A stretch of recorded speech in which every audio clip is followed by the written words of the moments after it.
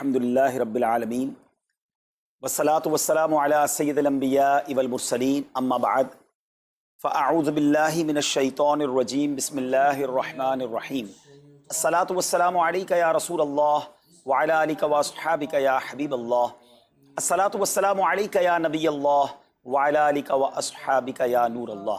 मीठे मीठे इस्लामी भाइयों, दुरूद पाक पढ़ने के बेशुमार फ़ज़ाइल व बरक़ात हैं। मुस्तफ़ा जान रहमत शम्अ बज़्म हिदायत सल्लल्लाहु ताला अलैहि वसल्लम का फरमान आलीशान है कि जो कोई शख्स मुझ पर एक बार दुरूद पाक पढ़ता है, अल्लाह ताला उस पर 10 रहमतें नाजिल फरमाता है, उसके 10 गुनाहों को मिटा देता है और उसके 10 दरजात को बुलंद फरमाता है। तो सुभान अल्लाह, एक दुरूद पाक पर इतनी बरकतें हैं, तो जो कसरत से दुरूद पाक पढ़ते हैं उनको कितनी बरकतें नसीब होती होंगी। तो हम सबको मिलकर कसरत के साथ दुरूद पाक पढ़ने हैं। आइए मिलकर मोहब्बत के साथ बाआवाज़ बुलंद दुरूद पाक पढ़ लें। सल्लु अलल हबीब सल्लल्लाहु ताला अला मुहम्मद सल्लल्लाहु अलैहि वसल्लम। मीठे मीठे इस्लामी भाइयों, आज जो हमारा बयान का मौजू है कि रमज़ान का इस्तकबाल कैसे किया जाए, रमज़ान की प्रिपरेशन कैसे की जाए। देखिए, हमारे घर पे जब कोई मेहमान आता है हम उसकी तैयारी करते हैं, उसके लिए हम एक अच्छी यूँ समझिए कि प्रिपरेशन करते हैं, और जैसा मेहमान वैसी तैयारी। जिसके लिए दिल में ज़्यादा मोहब्बत होती है उसके लिए हम ज़्यादा तैयारी करते हैं। तो अब ज़रा आप सोचिए कि ऐसा मेहमान जो हमारी मग़फ़िरत करवाने आ रहा है, ऐसा मेहमान जो हमें बख्शवाने आ रहा है, तो फिर हमें उसके लिए कितनी कोशिश करनी चाहिए। तो आज यहाँ पर जो हम हाजिर हुए हैं, अल्लाह करे कि हम रमज़ान का सही मानों में इस्तकबाल करने में कामयाब हो जाएं। रमज़ान अल्लाह का एहसान है। रमज़ान की अहमियत को समझने के लिए यही काफ़ी है कि प्यारे आका अलैहिस्सलाम फरमाते हैं कि अगर मेरी उम्मत को मालूम होता कि रमज़ान क्या है तो वो तमन्ना करते कि सारा साल ही रमज़ान हो। सुभान अल्लाह। मौला अली शेर खुदा करमल्लाहु तआला वजहुल करीम का ये कौल कितना निराला है। आप फरमाते हैं अगर अल्लाह तबारक व तआला को इस उम्मत को अजाब देना होता तो इस उम्मत को रमज़ान और सूरह इखलास अता ना फरमाता। इसका मतलब क्या हुआ कि ये बख्शवाने, अजाब से बचाने के लिए आ रहा है, रहमतें बरसाने के लिए आ रहा है। कारोबारी लोग भी मुझे सुन रहे होंगे, जिस इलाके में जिस स्टोर पर कोई डिस्काउंट होता है, कोई स्कीम होती है, फ़ायदा होता है, हम उधर पहुँच जाते हैं।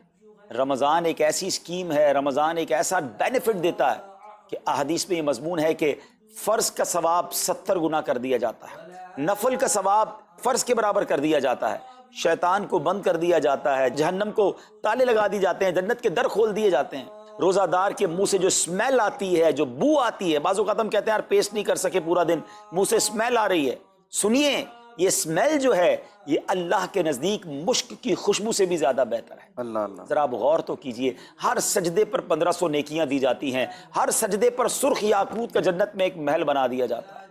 इतनी नेकियां, फिर वो कितना बदनसीब है जो रमज़ान में भी इबादत ना करे, रमज़ान में भी अल्लाह को राज़ी करने में कामयाब ना हो। रोज़ाना इफ्तार के वक्त 10 लाख गुनाहगार बख्श दिए जाएं, और जनाब हर जुम्मे को जब रमज़ान में जुम्मा आए तो हर लम्हे 10 लाख गुनाहगार बख्शे जाएं, तो करोड़ों अरबों लोगों की बख्शिश गोया रमज़ान में होनी है।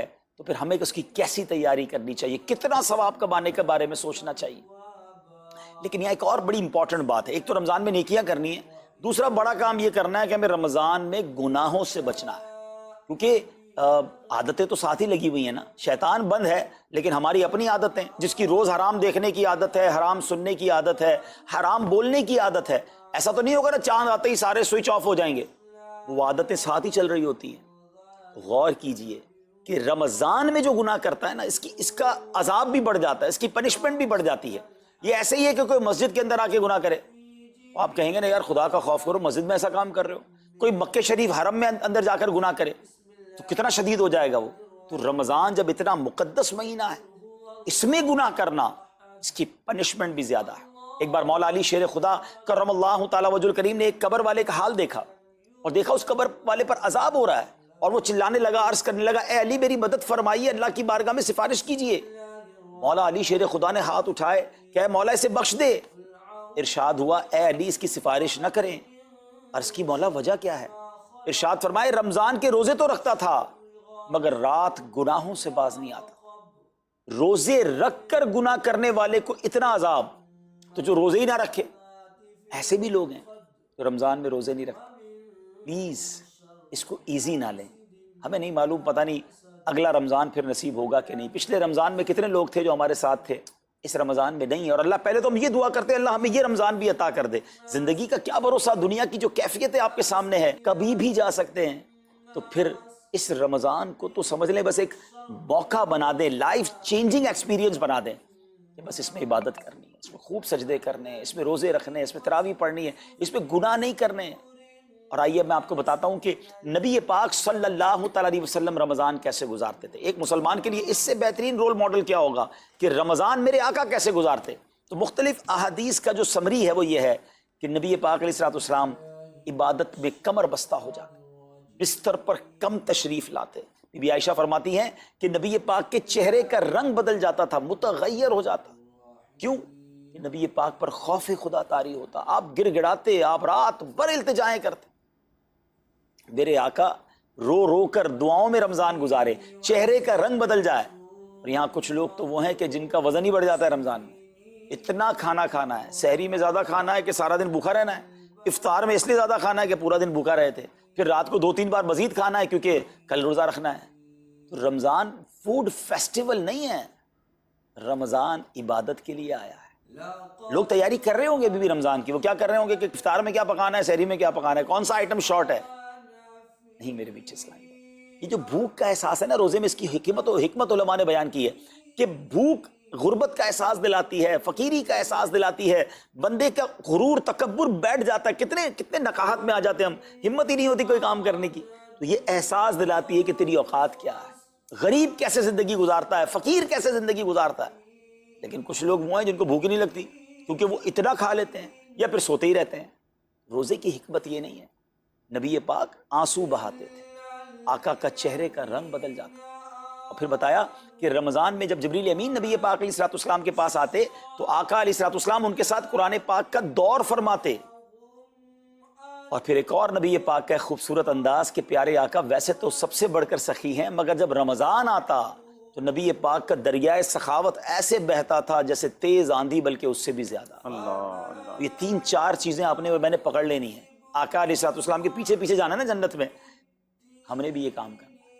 یہ راتیں مانگنے کی راتیں, التجا کرنے کی راتیں, سجدے کرنے کی راتیں ہیں. ہمیں تہجد بھی پڑھنی ہے, ہمیں انشاءاللہ نوافل بھی پڑھنے ہیں, اور کم از کم قرآن ایک بار تو پورا انڈرسٹینڈ تو کریں نا. تلاوت, ترجمہ, تفسیر کب کریں گے؟ بڑی بڑی ڈگریاں ہیں, بڑے بڑے پاسپورٹ اور جناب بہت سارا سرمایہ ہے, مگر ایک بار بھی قرآن پورا ترجمے اور تفسیر سے نہیں پڑھا ہوگا. بہت سارے لوگ ایسے ہیں. ذرا سوچئے نا. اچھا یہ مہینہ نزول قرآن کا مہینہ ہے, رمضان اور قرآن کو جو خاص نسبت حاصل ہے نا, تو اس مہینے میں قرآن کو پکڑ لے.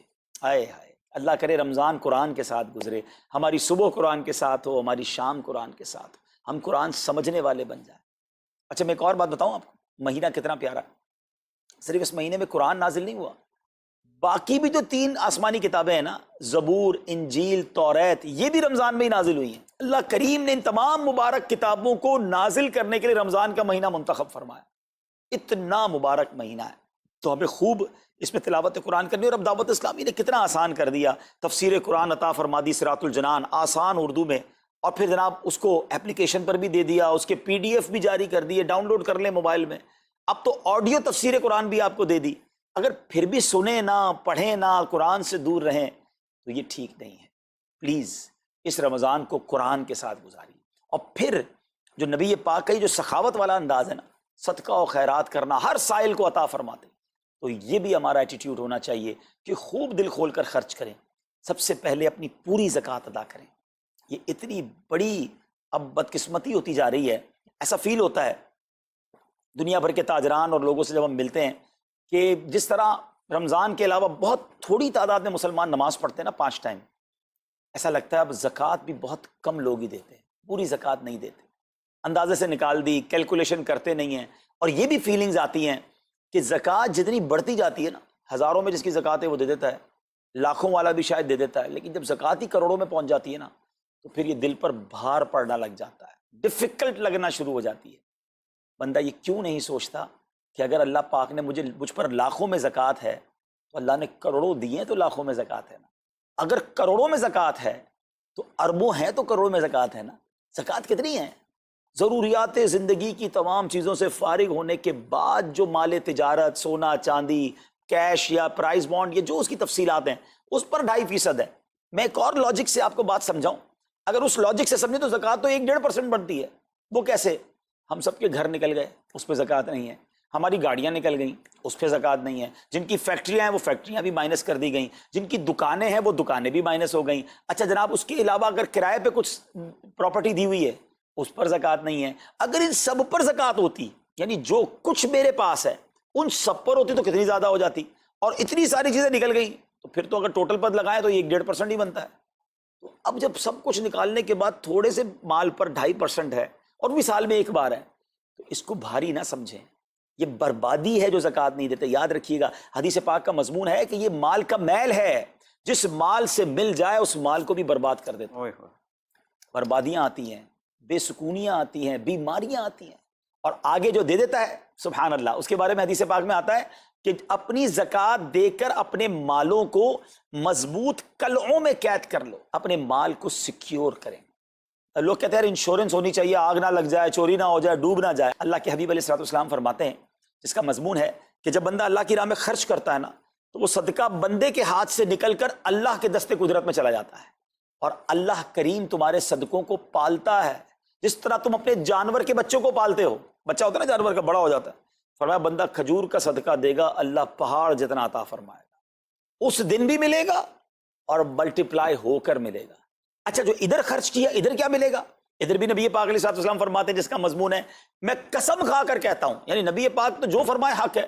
اس حدیث میں تو آقا علیہ الصلوۃ والسلام قسم اٹھا رہے ہیں کہ میں قسم کھا کر کہتا ہوں کہ اللہ کی راہ میں خرچ کرنے سے مال کم نہیں ہوتا، نہ ادھر کم ہونا ہے اور ادھر بھی ملنا ہے، تو پھر تو سودا اب کتنا نفع والا ہے۔ اور یہ آپ چیک کر لیں، پوری دنیا میں جہاں مجھے سنا جا رہا ہے کہ جو لوگ پوری زکوٰۃ دیتے ہیں نا، ان کا مال ملٹیپلائی ہوتا ہے، اگلے سال زیادہ زکوٰۃ دے رہے ہوتے ہیں۔ زیادہ زکوٰۃ کیسے ہو گئی؟ کیونکہ مال بھی بڑھ گیا، تو ادھر بھی بینیفٹ ہے، ادھر بھی بینیفٹ ہے، نقصان کا سودا ہی نہیں ہے۔ پھر چاہتے ہو بلاؤں سے بچ جائیں، تو روایتوں کا مضمون ہے کہ صدقہ بلا اور بندے کے بیچ میں آ جاتا ہے، بلا اترتی ہے، صدقہ روک لیتا ہے، لڑائی کرتا ہے اس سے، اور بندے پر بلائیں اور پرابلمز اور ڈیفیکلٹیز آنے سے اسے روکتا ہے۔ تو اگر چاہتے ہیں کہ برائیوں کے دروازے بند رہیں، چاہتے ہیں کہ بری موت سے بچیں، چاہتے ہیں کہ رزق میں اضافہ ہو، چاہتے ہیں کہ بلاؤں سے بچیں، ادھر بھی مال میں اضافہ ہو، ادھر بھی خزانے ملیں، تو اللہ کی راہ میں دل کھول کر خرچ کریں۔ اور یہ مہینہ it's the right month for generosity, یہ بہترین مہینہ ہے سخاوت کرنے کا، کیونکہ نبی پاک کا یہ انداز تھا کہ رمضان میں خوب سخاوت فرماتے۔ تو غریبوں کی مدد کریں، ایسی مدد کریں کہ چہروں پہ مسکراہٹیں آ جائیں، لوگوں کے دسترخوان اچھے ہو جائیں، ان کے گھروں میں بھی کچھ اچھے کھانے پہنچ جائیں۔ اور اس میں سب سے بہترین طریقہ یہ ہے کہ اپنے غریب رشتہ داروں کو آپ مدد کریں۔ اگر وہ مستحق ہے نا زکوٰۃ کے، تو حق ہے کہ سب سے پہلے اپنے غریب رشتہ داروں کو دیں، پھر زکوٰۃ بچ جائے تو عاشقان رسول کی عظیم الشان بڑی تحریک دعوت اسلامی آپ کے سامنے ہے، جو دین متین کی خدمت کر رہی ہے۔ جامعۃ المدینہ ہیں، مدرسے ہیں، بچے اور بچیاں عالم بن رہے ہیں، عالمہ بن رہے ہیں، حافظ بن رہے ہیں، ناظرہ قرآن، اور ان سے کوئی فیس بھی نہیں لی جا رہی۔ ہزاروں بچے فری آف کاسٹ ہمارے پاس ایکوموڈیشن رکھے ہوئے ہیں، جن کو کھانا پینا رہنا دعوت اسلامی نے دینا ہے۔ آپ ذرا سوچئے یہ امت کی کتنی بڑی خدمت ہے کہ علماء دینا، حافظ قرآن، مسجدوں کے امام یہاں سے پروڈیوس ہوتے ہیں۔ اور پھر آگے چلیں تو دعوت اسلامی نے اسلامک میڈیم اسکول بنائے دارالمدینہ، پھر سال کی 600 کے قریب مسجد دعوت اسلامی بناتی ہے۔ میڈیا کے ذریعے جو بے حیائی پھیلائی جا رہی تھی، تو مدنی چینل اردو، پھر مدنی چینل انگلش، پھر مدنی چینل بنگلہ۔ اب بچے مذہبی پروگرام اتنا غور سے نہیں دیکھتے تھے، وہ اپنے بچوں کے آئٹمز دیکھنا چاہتے تھے، تو گناہوں بھرے کارٹونز اور پروگرام سے اور پوئمز سے چھڑانے کے لیے Islamic poems, Islamic cartoons, Islamic بچوں کے پروگرام، تاکہ بچے بھی جو ہے وہ الحمدللہ بچے رہیں۔ اور اب اس کی کیا زبردست پاپولیرٹی ہے کہ آپ کڈز مدنی چینل کے یوٹیوب چینل پہ جائیں، ہمارا ایک ایک کلپ 10 ملین 12 ملینز میں دیکھا جا رہا ہے۔ تو کون دیکھ رہا ہے؟ وہ بچے جو گناہوں بھرے کارٹونز دیکھتے تھے، اب الحمدللہ اللہ رسول کی باتیں وہاں سن رہے ہیں۔ پھر آگے چلیں تو دعوت اسلامی جناب یہ دینی کاموں کے ساتھ ساتھ جو ویلفیئر کے کام کر رہی ہے، غریب مسلمانوں کی امداد کا کام، زلزلے اور سیلاب زدگان کی ریسکیو کرنے کا کام، گونگے بہرے نابینا اور معذور افراد کی ریہیبلیٹیشن کا کام، تھیلیسیمیا کے مریضوں کو خون دینے کا کام، 26 لاکھ مسلمانوں کو دنیا بھر میں راشن، کھانا پانی صرف اس ایک سال میں دعوت اسلامی نے پہنچایا۔ تو یہ کمال کی آرگنائزیشن ہے۔ دیکھیں آپ دنیا کی بہت ساری NGOs کو جانتے ہوں گے، کوئی مدرسے چلاتا ہے تو مدرسے ہی چلاتا ہے، کوئی مسجد بناتا ہے تو مسجد ہی بناتا ہے، کوئی کھانا کھلاتا ہے تو کھانا ہی کھلاتا ہے، کوئی جناب غریبوں کی مدد تو وہی کام، کوئی ہاسپٹل تو ہاسپٹل۔ دعوت اسلامی ان ون امبریلا اتنے ساری ڈائیورسٹی کے ساتھ جو دین کی خدمت کر رہی ہے، دنیا میں اس کی مثال نہیں ملتی ہے۔ لاکھوں لوگوں کو دین بھی سکھایا جا رہا ہے، غیر مسلموں کو مسلمان بھی بنایا جا رہا ہے، بے عملوں کو با عمل بنایا جا رہا ہے، بے پردہ خواتین کو با پردہ بنایا جا رہا ہے، بے نمازیوں کو نمازی بنایا جا رہا ہے، ماں باپ کے نافرمان فرما بردار ہو رہے ہیں، شراب اور نشے کے عادی چھوڑ کر نمازی بن رہے ہیں، تو جہاں مریض ہیں ان کو خون بھی دیا جا رہا ہے، گھر میں بیٹھ کر میڈیا کے ذریعے اور سوشل میڈیا کے ذریعے لوگوں تک دین پہنچایا جا رہا ہے۔ تو یہ کمال کی ڈائیورسٹی ہے۔ تو میں تو سچ بتاؤں، یہ جملہ کہا کرتا ہوں کہ میرے اور آپ کے پیسوں کا نصیب ہے کہ وہ دعوت اسلامی میں لگ جائے۔ تو یہ آپ آگے بڑھیے اور دین کے اس کام میں مزید حصہ ملائیے۔ خاص طور پہ فار ایسٹ میں آپ دیکھ لیں، کوریا میں، ہانگ کانگ میں، اور جناب یہ سری لنکا میں، تھائی لینڈ میں، ملیشیا میں، کتنے جاپان میں، کتنے ملکوں میں دعوت اسلامی کام کر رہی ہے اپنی اپنی بساط کے مطابق۔ اور لیکن ابھی مزید ادارے بنانے، ہمیں ان ملکوں میں بھی بنانے، ان ملکوں میں بھی آگے بڑھنا ہے۔ تو اگر آپ بھی چاہتے ہیں کہ میرے آقا کے عشق کا پیغام، سنت رسول کا پیغام، مسلک اعلیٰ حضرت کا پیغام، نبی پاک کے دین کا پیغام پوری دنیا میں پھیلے، تو وی ہیو ٹو سپورٹ دعوت اسلامی، نہ صرف فائنینشلی، پریکٹیکلی بھی ہمیں آپ بھی چاہیے، خود حصہ ملائیں نا۔ سیدنا عثمان غنی رضی اللہ تعالیٰ عنہ نے صرف مال نہیں دیا تھا، آپ پریکٹیکلی بھی نبی پاک کے ساتھ شریک ہوتے تھے نا۔ تو آپ اپنے عطیات بھی دیں، اور دنیا کے جن ملکوں میں آپ مجھے سن رہے ہیں وہ دعوت اسلامی والوں کے دستوں بازو بنے۔ کمزوری کہاں نہیں ہوتی، ہاں ہمارے گھر میں کمزوری ہوتی ہے، ہم سب مل کر کام کریں گے تو کمزوریاں بھی دور ہوں گی اور ترقی آ جائے گی اور ہمیں اس کا ثواب بھی ملے گا۔ تو آج میں دنیا بھر میں جہاں مجھے دیکھ رہے ہیں، پلیز اچھی نیتیں کریں۔ اچھا ایک بات اور سن لیں، ہم بعض اوقات کیا سوچتے ہیں کہ ہمارے ملک کا خرچہ مثال کے طور پہ $20,000 ہے، وہ ہم لوگوں نے کر لیا، اب اور چندے کی کیا ضرورت ہے؟ دعوت اسلامی کسی ایک ملک کی نہیں ہے، انٹرنیشنل دعوت اسلامی کے لیے سوچیں۔ دنیا میں جہاں بھی دین کا کام ہو رہا ہے وہ میرا ہے، یہ میں اپنے ملک اور اپنی سٹی کے بارے میں سوچوں گا تو شاید میں بڑا کام نہ کر سکوں۔ آپ کو تو موقع مل رہا ہے انٹرنیشنلی مدنی کاموں میں اپنا حصہ ملائیں، تو دعوت اسلامی کو دل کھول کر سپورٹ کریں۔ ہم انشاءاللہ جتنے عطیات بڑھیں گے انشاءاللہ مزید مدنی کام بڑھانے کا ارادہ رکھتے ہیں۔ اللہ کریم اپنی بارگاہ میں ہم سب کا جمع ہونا قبول فرمائے اور دل کھول کر خرچ کرنا نصیب فرمائے، اور اس رمضان کو ہماری مغفرت کا ذریعہ بنا دے۔ اس رمضان کو نبی پاک علیہ الصلوۃ والسلام کے نقش قدم کے مطابق چل کر گزارنے کی توفیق عطا فرمائے۔ صلو علی الحبیب صلی اللہ تعالی علی محمد صلی اللہ علیہ وسلم۔ میرے